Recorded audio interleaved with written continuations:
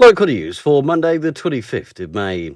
Police continue to investigate an incident in which a man was struck by a vehicle in Carterton early on Friday morning and are still hoping for witnesses to come forward. Shortly before 2 a.m. Friday morning, a man was found unconscious on the road. He remains in a critical condition, and Detective Senior Sergeant Barry Bysouth says we're hopeful that the driver of the incident will do the right thing and come forward.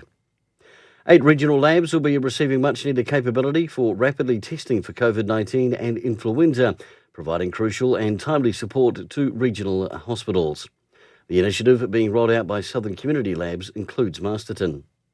Greater Wellington and Horizons Regional Councils have secured $5 million in funding from Waka Kotahi NZ Transport Agency to pursue a detailed business case and commence procurement for regional trains, which, if delivered, would prevent passengers from being packed in like sardines in the next 5 years. Patronage on the Wairarapa line has grown substantially over the last decade. And data released by the Real Estate Institute of New Zealand shows there were 111 farm sales less from across the country in the 3 months ended April 2020 than the same period last year.